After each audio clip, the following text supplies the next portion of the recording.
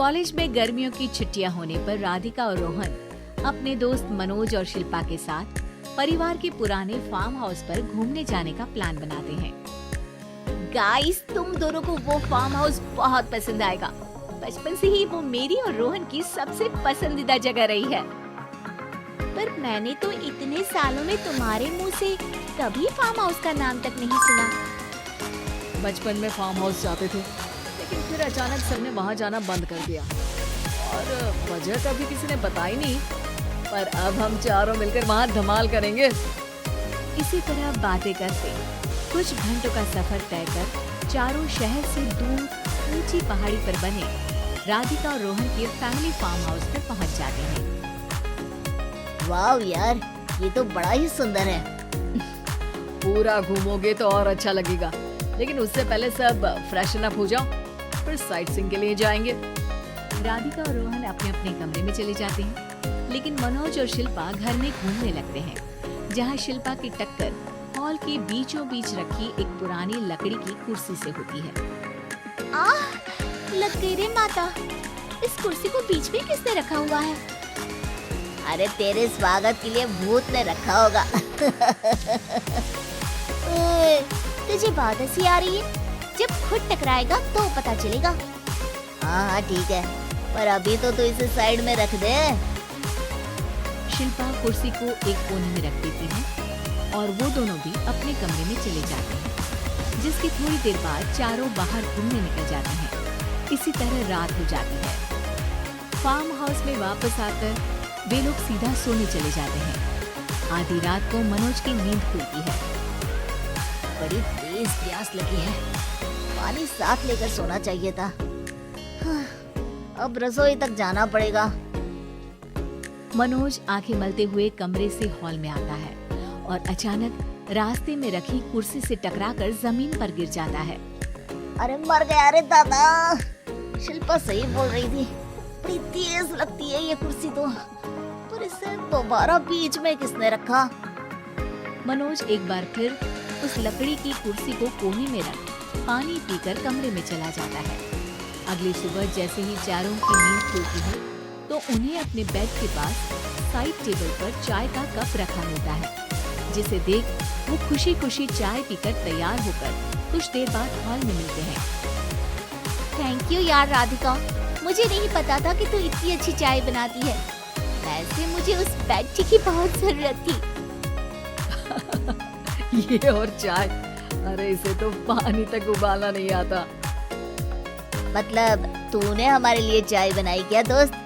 अरे चल पागल है क्या, इतना भी प्यार नहीं है मुझे कि तुम्हारे लिए बेड टी बनाऊं। चाय पर ये चर्चा करते हुए मनोज जैसे ही पीछे मुड़ता है तो एक बार फिर लकड़ी की पुरानी कुर्सी से टकराकर उस पर गिर जाता है। हाय रब्बा, अरे चाय छोड़ो, पहले ये बताओ कि इसे बार बार बीच में कौन रखता है? कल रात ही मैंने इसे साइड किया था। तुम पहले ये बताओ कि चाय किसने बनाई थी? सबकी बातों को कुछ देर ध्यान से सुनने के बाद राधिका हैरानी से कुर्सी की तरफ देखने लगती है। वो दीदी। राधिका की बात सुन आपस में झगड़ रहे सारे दोस्त शांत हो जाते हैं। तो क्या बोला अभी तूने? अरे पर अब वो यहाँ कैसे हो सकती है? क्यों नहीं हो सकती? हमने यहाँ आना छोड़ा था, पर उन्होंने तो घर नहीं छोड़ा ना। और याद करो, ऐसे बेड के पास कप रखना और कुर्सी को कमरे के बीच में रखना, ये सब वही तो करती थी। ये तुम दोनों किसकी बात कर रहे हो? अरे जो भी हो, कुछ अच्छा तो बिल्कुल नहीं लगता। अब देखो, डरने की कोई जरूरत नहीं है। वो सालों से इस घर में रहने वाली भूत दीदी है। वो बचपन से ही हमारे यहाँ आने पर एक बड़ी बहन की तरह हम दोनों का ख्याल रखती है। ओए, पगला गया है क्या? शिल्पा, मुझे यहाँ नहीं रहना, तू भी मेरे साथ ही चल। ये दोनों तो पागल हो गए हैं। जहाँ मनोज डर से वापस जाने की बात कर रहा होता है, वहीं शिल्पा अपने फोन में बिजी होती है। क्या तुम्हें यहाँ की सिचुएशन समझ में नहीं आ रही जो फोन में लगी हो? जिसे जो करना है करो, मैं तो जा रहा हूँ। मनोज हड़बड़ाहट में अपने कमरे की तरफ जाता है, जिसके साथ राधिका और मोहन भी उसे रोकने के लिए पीछे पीछे जाते हैं, लेकिन शिल्पा वो तो अभी भी फोन में लगी रहती है। कुछ देर बाद जब वो तीनों दोबारा हॉल में वापस आते हैं तो शिल्पा को सबके पैक्ड बैग्स के साथ देखकर हैरान रह जाते हैं। ये सब क्या है शिल्पा? यहाँ हम इसे समझा रहे हैं और तुम हमारे बैग्स भी पैक कर कर लेकर आई। अरे आखिर में फोन से बाहर निकलकर कुछ किया तो सही इसने।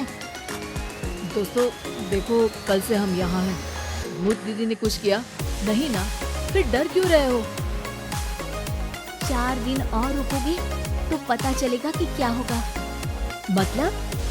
इस पर शिल्पा उन तीनों को फार्म हाउस से बाहर लाकर फोन में पुरानी न्यूज का आर्टिकल दिखाती है।